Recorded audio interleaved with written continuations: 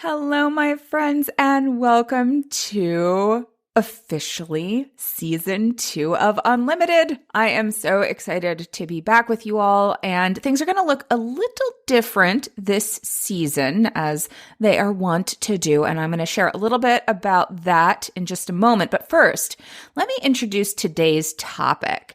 We are talking about done with New Year, New You. We are talking about this because this is the time of year when we are bombarded with all of this New Year, New You stuff. Oh, make it your best year ever. Make sure you sign up for this program or buy this product or do this thing so that you can make the year your best and be the best person and make the changes that you want to make and all of that stuff. And right now, actually, it's the end of the year, and when this releases, it will be the beginning of the year. But all of this messaging is going on right now and into January, and I have a button around this. There is a story underlying this that has been a challenge for me throughout my life. It's been something that I have worked on for many, many years and is actually kind of a core component of my own personal development, personal awareness journey. So, I say, you can't push a button that I don't have. Well, I have a button and it's been pushed. So we're going to talk about that. What we're going to be going into is that story or stories that are underlying that New Year, New You thing. Reclaiming yourself, going beyond the personality labels, but why they're beneficial and how you use them, building or rebuilding self-trust, and then supporting yourself. And we are going to explore all of this. It's going to be lots of fun. I think it's going to be fun. I enjoy doing these. And part of what we're going to be looking at, I'm going to share some fun facts about me as we go along, some history that you may or may not know, depending on how much interaction we've had. But part of what this is also an invitation to you to engage. Because this year, this season, I'm going to be doing 2 podcasts a month. So kind of cutting it back a little bit, not doing quite as many. It was a lot of a big push for me last year to get an episode out every week. And I want to have more time to do some additional nurturing and support. And so the way I'm organizing this season is around the structure of my Create Your Flow course. And how we're doing that is we're going to explore each month one topic, one component of the course and dig into it and understand it because, everybody has different ways of learning and different accessibilities. So like what you have time for, what you have money for, what you have emotional capacity for, and all of that. So I want you to be able to connect to what we're exploring and building that relationship with yourself, which is essentially what this episode is all about, and be able to do that in a way that fits you. So I'm going to share a little bit about kind of how this is going to fit into the bigger picture of what this year is. I'm kind of calling this my experimental year. I'm a big proponent of experiments, little experiments, big experiments, engaging life like an experiment, because that, at least for me and for a lot of my clients, frees up some of the rigidity that we tend to get into, the perfectionism that we're pushed toward in this society, to explore and find what works for you instead of getting caught in that binary of right and wrong. And that can be very constricting and constraining. So my work is all about helping you be more expansive. So we're hitting a bunch of places around that expansiveness and what can we do to both simplify and expand our capacity and our relationship with ourselves so that that can touch the other relationships and improve them and create a greater resiliency and joy in life, all those warm, fuzzy, yummy things that we want more of, or at least most people who connect with me for support want more of. So without further ado, let's get started on episode 1 of season 2. Yay! Hey there, I'm Valerie Friedlander, certified life business alignment coach, and this is Unlimited. This podcast bridges the individual and the societal, scientific and spiritual, positive and negative, nerdy and no, there's just a lot of nerdy. Come on board and let's unlock a life that's as badass as you are.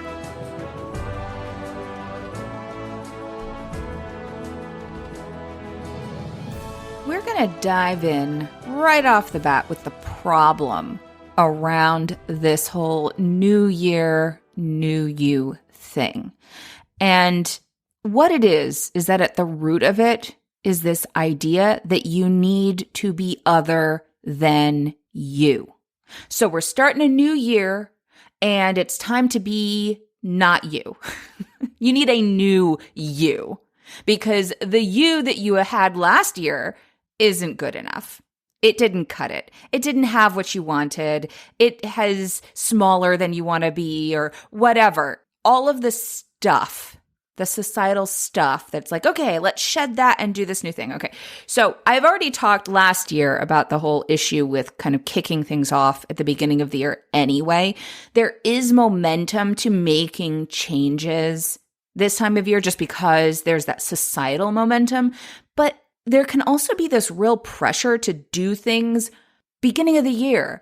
And if you don't do it now, then you just won't do it. And that is not true. That kind of pressure can actually make it so that you don't do it because for most of us, our stress response is avoidance. It's the freeze and flee. So if that's your stress response, if you feel stressed, you are more likely to not do the thing, to avoid the thing. I was just working with a client the other day, actually, who was like, I really want to exercise. I want to move my body. And we explored, of course, like what is exercise? What is movement? And all of that sort of stuff. But this desire to exercise coupled with the should around exercising, she was both, oh, I know I feel better when I do this. But because it was coupled with that should, where she was kind of beating herself up over, you need to do this, you should be doing this, you should be doing this, she was naturally avoiding it because there was guilt and all this weight around it. And stress response is to avoid the guilt and the weight and the yucky feelings. So when we couple what we want with the pressure that you have to do it or you should do it, it's very common to avoid doing it. And you're like, why am I avoiding this? Well, because you're beating yourself up over doing it. So therefore, anyway, so back to the idea that, well, there's something wrong with you. And there is a large story in our society around there being something wrong with you, especially for people in marginalized communities. So this idea that, all right, something's wrong with you. Someone else knows better and can fix you. And that's what the marketing is. That's what all the messaging is, the advertisements, all of the things pushing you to buy and spend money and get stuff. It's this sense that something's wrong with you, you don't have enough, you need to be fixed, and you need to spend money to be fixed. And I'm the one who can fix you. We are conditioned to believe this, to believe that there is something wrong with us. I was just spending a little time with Bell Hooks, who, well, not personally, though that would have been amazing, but she passed away recently.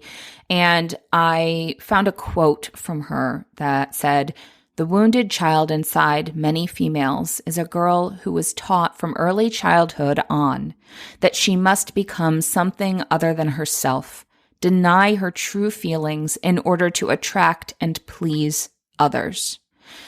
So that hit me really hard because that is something that very much resonates. This need to feel safe, to feel secure, to have people validate me because I didn't feel like I belonged. I was told that I was too girly, I was too fat, I was too smart, and how many of you have experienced that too muchness and being told that you need to make yourself less to make others more comfortable. I'm betting that most of you, whatever your identities, but especially for those of you with identities that are other than white, male, heteronormative, cisgender people, have experienced a lot of that at varying levels and from a variety of spaces. Now, I will say right here that I believe that these things also impact everyone in various ways, that they're harmful to all people. However, it's important to recognize that there are layers to that within society. For me personally, I have experienced this with, being the little girl in the fluffy tutu, the purple fluffy tutu, who prances around with big dreams, imagining being She-Ra and riding on Swiftwind and being a hero, leading people. I was the ringleader on the playground, coming up with all the imaginary games. We had such fun. And then things changed. And at a time where I was particularly lonely and my parents were especially emotionally unavailable, I had peers around me who were telling me that I was too much in a variety of ways. Too girly, too fat were some key ones for me. That I didn't feel understood and I didn't feel seen. And I thought, I just have to try harder. And I learned to be a chameleon, to fit in. And I found that if I could make other people feel better, then I was safer. And so I learned to hide my power and instead try and hold up other people's. Now, I say this because there are pieces in here that are part of me and places where I learned patterns that suppressed who I was and the way I could play powerfully. I also hear from clients that the story, especially prevalent in our society, around being lazy. Like you can't rest until you're done. And most of us, though this wasn't said directly to me, internalize this from our schooling. You need to keep working to push yourself. You got to get the work done. Otherwise, you'll get a failing grade. So you can't rest till you're done. If you need to rest, that means you're going to fail.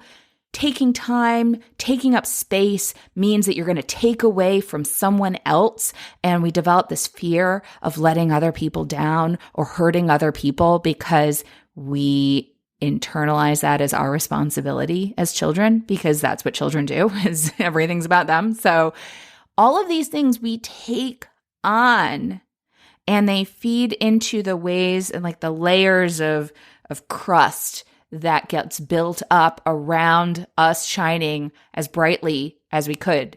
This impact, people who are neurodivergent, who have differing abilities mentally and physically, who it is just across the board. If you don't fit into what is idealized in our society, if you can contort yourself into fitting into that, then you do, which is harmful to you. But then oftentimes then we perpetuate that harm onto other people to try and bolster our own positioning. That's a big one. And it's something that I've had to do a lot of looking at as a white, cisgender, heteronormative woman in the United States who is able-bodied and fairly neuronormative. And all of that, like really looking at those layers of privilege and the places where we've internalized the stories that then both restrict our own ability and perpetuate harm on others. And anyway, I say all of that because it's why this story is so problematic, that there's something wrong with you, because it blocks our ability to learn and to grow. It creates this crust of rigidity that doesn't allow you to be expansive. And being expansive means that you lean into what your gifts are and who you are. And there's a strength in who you are. So what do you do differently than this whole new year, new you, and trying to be different, because I advocate change, right? Change is great. If you want something different, you need to do something different. But does it mean you have to be someone different?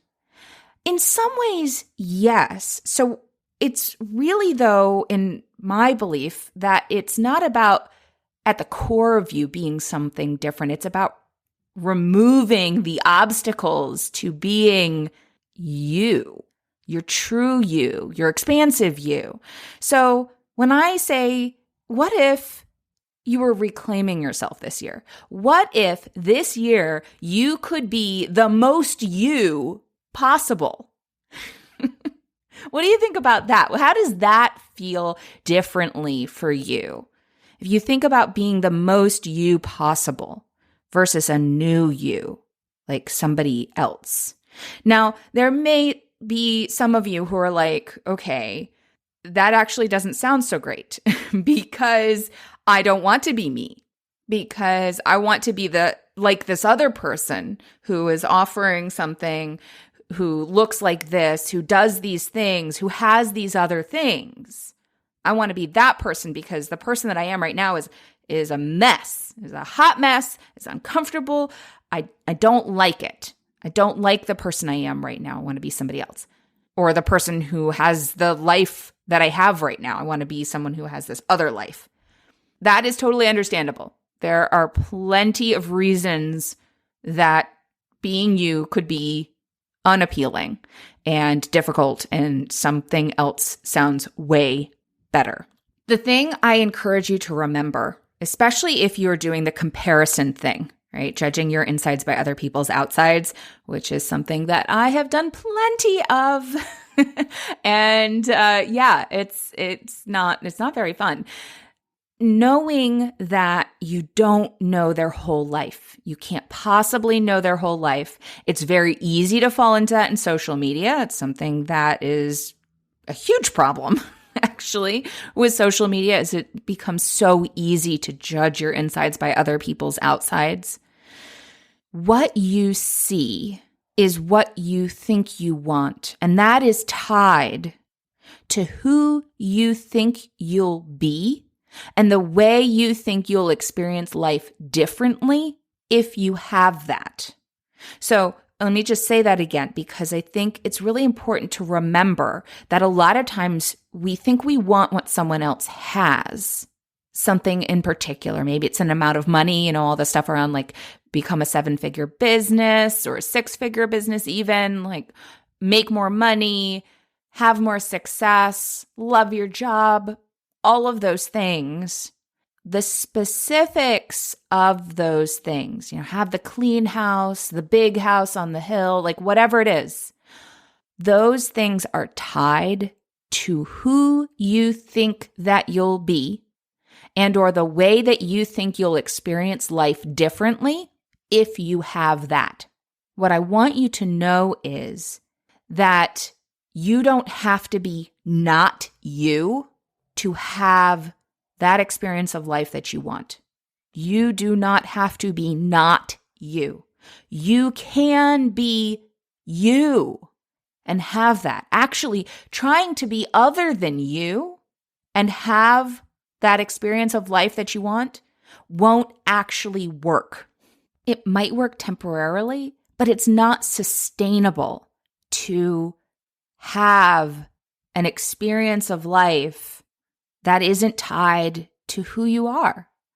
So who you are, leaning into that person and removing all the crap that you've been conditioned to believe about who you are, as well as engaging the structures in society that perpetuate that conditioning and the obstacles that it then generates, is the key to having the experience that you want. So it's, if you can divorce those two things, that experience and that thing tangibly, it's not that they don't necessarily go together, but how you achieve that and what that actually looks like for you may be different. So removing all of that crap, stop trying to be someone else, because by doing that, again, you participate in the perpetuation of these problematic narratives of being someone else and that this is the goal and this is the ideal way to be. And based on your positioning in society, then you're likely to perpetuate harm that hurts not just you, but other people. And I'm pretty sure most of you are people who have taken on that, like, I don't want to hurt other people. I want to help other people. And like me, doing that whole, like, trying to help other people to feel okay within myself instead of the opposite, which has taken a lot of self-work to go, oh, if I learn how to develop my relationship with me and be my best self, be my most me, then I naturally support other people being that rather than fixing them, because I really truly believe you don't need to be fixed. There's nothing wrong with you. There's just oftentimes a lot of crap that we've internalized. So it's time to free that little girl that got lost somewhere along the way from family, friends, society, school, all that stuff. Time to free her from the box that you were taught to put her in to be acceptable, to be safe, so that she wouldn't get hurt from the people around her that were threatened by her, that felt her power and were threatened by it. So it's normal, it's natural if you put her in a box to keep her safe. That there's nothing wrong with you that you did that either. So I think that's also important to remember, that there's nothing wrong that happened. There's nothing wrong about you that happened. You don't actually have to know where that little girl went. You don't have to know where the box is or where you put it down or whatever. It's just knowing that she's there, that you are her, that she is you. She's part of you. And you've learned more things that you can release and some things that you'll carry with you. Along these lines, it's important to remember a lot of times we think of, oh, we have these character defects and these things are things that we don't want anymore, that we want to let go of. These are things that are contributing to that person that you don't want to be. So then, you want to let go of those things to be the new you. And I would like to posit to you that those character defects aren't actually defects. They are assets that have run amok. They have expanded in ways that maybe they don't belong in. Maybe they're misplaced. They're focused on something like, for example, fixing other people instead of listening, instead of holding space for someone. Maybe they're misunderstood. Maybe they're assets that scared other people and then they wanted to make smaller, right? Those places where that little girl got put in the box. So, for example, things like, I personally struggle with details. I am not someone who remembers details. So I love history, but I could not tell you. I like testing on history, like when I did AP history, like, no, that did not go well. I'm excellent, however, at connecting dots in a big picture, hearing how things relate to each other. So I thought, oh, this is a defect that I can't remember details. But actually, what it did was it kept me from getting lost in those details and allows me to be able to see connections in a different way than maybe someone who is into details is. Now, that doesn't mean that details are not good. It's just that's not my gift. I have a client who's unable to focus for long periods, which is pretty common for people who have ADHD, but they light up with variety. So this inability to focus on one thing may be seen as a defect, but what is the corresponding asset to that? And that is, she is amazing with multitasking. She can pick up this thing and that thing and move smoothly through different things and loves that variety. So being able to recognize, like, okay, what are these things that I'm labeling as defects and how do they actually play? Like, where are they assets? Where could they actually be beneficial? Taking a look at that and maybe taking it out of this needs to be fixed and maybe this just needs to be placed differently. If you think about like in a company, someone might not be great in one position, but they're amazing in a different position. So, take a look at that. One of the things as we're reconnecting to ourselves is a lot of times people love personality assessments. I tend to attract people to me who love personality assessments. And, I also do, because the thing is, personality assessments help us validate ourselves. It helps us place ourselves. It helps us connect in an initial way. It's like a step towards self-understanding. But it's really important to remember that it's just a step towards self-understanding. Just one step. It allows us to take all of the learned judgment, because our brains like patterns, so we tend to judge things and put them into the boxes that we're familiar with, to be able to use that judgment to go, oh, this is this, oh, that makes sense, that's why this. The next step is being able to step out of that judgment, using that validation of, oh, there's nothing wrong with me. This is part of my way of being. This is part of who I am. And then into a space of curiosity and an ability to have a relationship with yourself. Because the thing to remember is a relationship is constantly evolving. It's not fixed. It's not static. It's dynamic. So maybe you love personality assessments. Take that as information, as a piece of you. Now, I think it's interesting if you do a lot of personality assessments, you can kind of see some threads throughout. So just to give you a little more of a sense of me from that, I'm an ENFP, or at least last time I took this assessment, because, some people find certain assessments don't work well for them. But as an ENFP, I'm people-centered. I'm a creator with a focus on possibilities, warm, passionate, contagiously enthusiastic. I love to help people explore their potential, and they're often artistic. Oh, yeah. All right. That sounds familiar.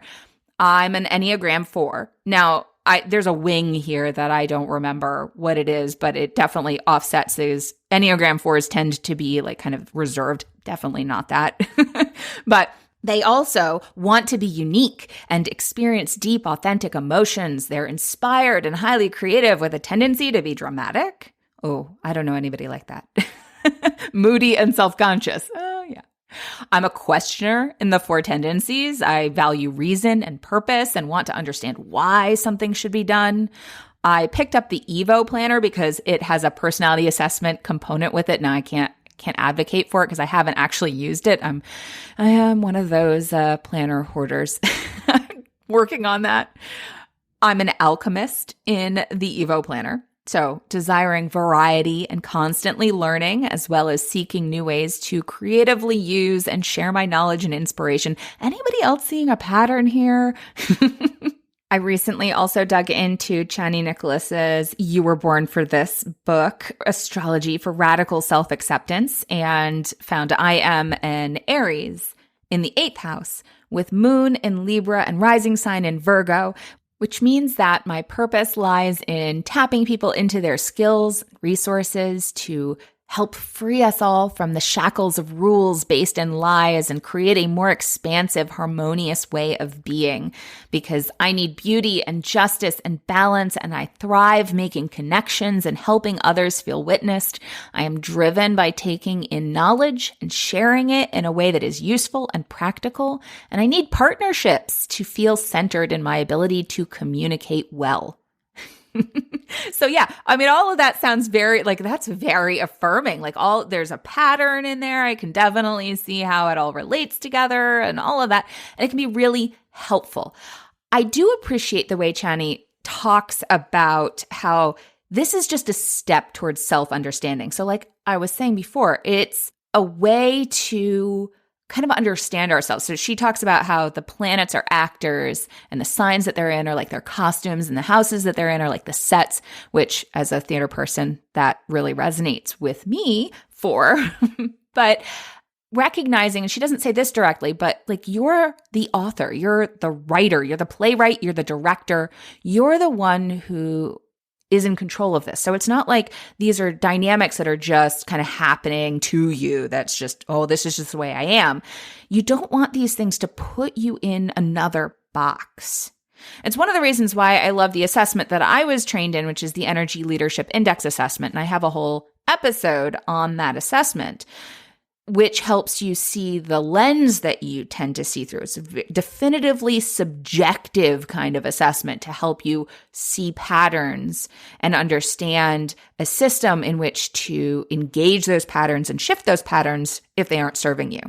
So taking steps into being yourself and reconnecting with yourself is really important. And then the next step from there is building self-trust. Now, I have a couple episodes where I explore self-trust, and I'll have those in the show notes. One is with the amazing Shelley Robinson, and one is a solo episode I did a little bit ago. But there is a theme throughout that. And I'll just share here that, oftentimes people come to me to develop their clarity and confidence. And what we create is not the clarity, but a system for gaining clarity. So, yes, their clarity exists there too, but it's both gaining the clarity, but in a conscious way where it's a system for gaining clarity. So it's not just this moment of clarity, but what do we do to achieve that clarity? And it can totally involve other people. It's not like you have to do that by yourself. And actually, I think dealing with and engaging other people in that process is really important. Having people around you to support that clarity is really important. And that's not about not trusting yourself. It's about having people who can help you hear yourself, right? Instead of imposing themselves upon you to help you hear you and reflect back to you what they're hearing and help you explore what your answers are. And that's the core of what coaching is, at least coaching the way I do it. That's at the root of it. But it's possible to find people who are able to do that. That is within their gifts. Learning how to communicate and how to hear myself was something that I began doing with another friend who was also doing self-development work. And we were both working a 12-step program together. And that was very core to my learning how to communicate, how to set boundaries, how to have a supportive relationship. So it's absolutely possible to do that with other people. And I think it's important to do that in a way that doesn't take away from you trusting you, without you relying on someone else to tell you what to do and be the guide for what's right, being able to hear your own intuition. So that's the start of it. Understanding, connecting dots, identifying patterns, creating steps that fit you so that you can make and keep commitments to yourself, which is the key to building self-trust. Making and keeping commitments to yourself. And this is another reason why the whole new year, new you, and so many of the strategies that underlie that story that people are selling to you is often problematic, is because you think you're making a commitment to yourself, but then because of a variety of dynamics, either that the strategy doesn't fit you, the timing doesn't fit you, whatever it is, it pulls you away from who you want to be, you don't follow through and you perpetuate the belief that you can't trust yourself. So even small things where you can build that self-trust will support you following through, support you being in tune to you, hearing your own intuition. Trust that you'll do the things, that you'll care for yourself, that you'll be there for you, and can thus attract others who will care for you and support you navigating those relationships, honoring yourself and the other person or other people or companies, relationships, to be able to listen to yourself and listen to other people, to be expansive. All of those things is what that fundamental creating trust in yourself versus putting trust into other people. I talk to so many people who are like, I have a bad picker when it comes to other people. And it's like, well, if you haven't developed that relationship with yourself, then yeah, you're going to pick other people because of these beliefs that you don't even necessarily realize, because, so much of what we think is subconscious. We're going to pick these people that are trying to fill this need that we haven't learned or understood within ourselves. And we're going to let ourselves down because we don't have that healthy relationship based in a wholeness within ourselves. So, it's like that idea of boundaries. Boundaries let love in. versus walls that keep love out. But we need boundaries in order to let love in. I know it seems so weird, but we're going to dig more into that in another podcast episode because like I said, a lot of this stuff is what we're going to dig into this season is building those relationships both with yourself and then with the actions that you take and the life that you're creating and the people around you. So this season, we're going to walk through these relationships. The focus is going to be on the one that you're building with yourself. Each month, I'm going to provide 2 podcast episodes that further this conversation with yourself. We're going to start with visioning in February. Because again, I'm very much an advocate of like, we don't need to start at the beginning of the year when it's winter in so many places and it's really hard to get things going. We're kind of recovering from the holidays, especially if you're someone who's in a product-based business. You probably just went through a major push and need some time to rest. You don't need to buy into all that hustle. This is a great time to take a moment to assess and do that reconnection so that you can do the next things in an aligned way. So I invite you into that exploration. I am going to be providing a variety of ways of supporting you, should you want the very minimum with this podcast, walking through the pieces of my course, visioning, values, perception, stories and assumptions and rules, inner critic, emotional awareness, releasing stress, boundaries, aligned planning, healthy habit development, and maintaining your mindset as you move forward. So all of that's going to be this season. Also, I will not only be doing podcast episodes on these topics, but workshops each month, digging into them so that you can join me with other people and really dig into these topics and explore them for yourself, as well as coaching, either individual coaching or group coaching. Again, I think it's wonderful to have group coaching. I find that the relationships that I've built walking through personal development with other people have been pivotal in my life, not just with the person facilitating it, but the people that I'm doing the work with have been so important and still are so important in my life. So providing that opportunity to engage and to have the coaching support from me, but also to build those relationships, I am building out a sliding scale for all the things that I offer because I want this to be accessible to you. I know that it takes a time commitment and you're already contributing that to participate. So making it accessible financially as well is really important to me. So that's what's coming. I hope that I will have landing pages that will be linked in the show notes. So be sure to check that out. But if you don't see that there, send me a message. Let me know what you're interested in. There's no commitment there. It just lets me know to be sure to let you know when things are ready and available and to engage me in the conversation of what this looks like. Because bottom line is I want it to be supportive for you. I do have one thing to ask from you before I wrap this up. And that is that if you find value in this podcast, if you found value, if you have loved this episode, if you're excited about things coming forward, please share it with others. I know it says in the wrap up, but how many people listen to the final wrap up if they've been listening for a while? I really, really have that as a request for you to please, send someone a message and be like, hey, I love this podcast. This episode was amazing. I would love for you to check it out. Send that message to even just one person and reach out to me if you have questions, if you're interested in things you want to be kept up to date.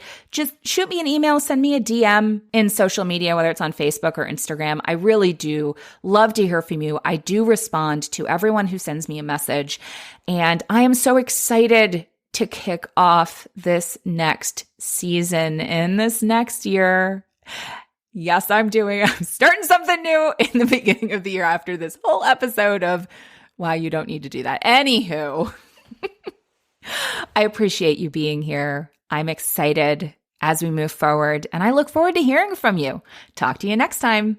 Thanks for listening. I so appreciate you being here. If you got something out of today's episode, please share it. Leave me a review, take a screenshot, and post it on social with a shout out to me.